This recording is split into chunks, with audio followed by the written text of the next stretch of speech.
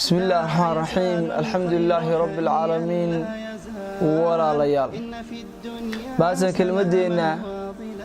وحانو كغا هادلي دونا الدنيا ولا ليال قيمة fara badan ma laha adduunyadu walaalayaal waa maalmo kooban weeyaan adduunyadu walaalayaal waa daarul ibtilaa wal imtixaan adduunyadu waxa weeyaan waa maalmo yar hadda culimadii hore calayhim raxmatullaahi ajmaciin waxay leeyihiin adduunyadu waxa weeyaan waa 3 maalmood oo kaliya maalin waa shalay oo waynu noolayn soona laaban mayso maalinna waa maanta oo waynu noolnahay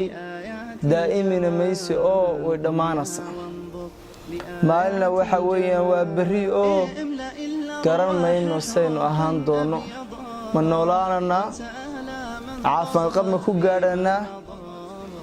marka walaalle dadka saamax ilaahay tabaaraka wa tacaala ayaa ku saamaxaye wax sadaqayso ilaahay tabaaraka wa tacaala ayaa kugu ilaalinaye aniga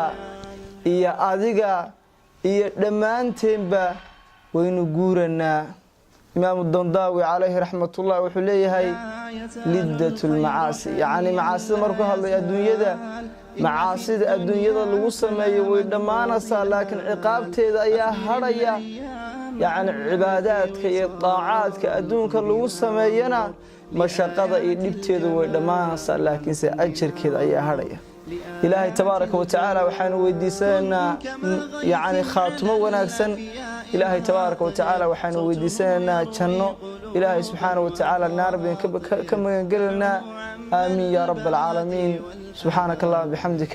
أشهد أن لا إله إلا أنت أستغفرك وأتوب إليك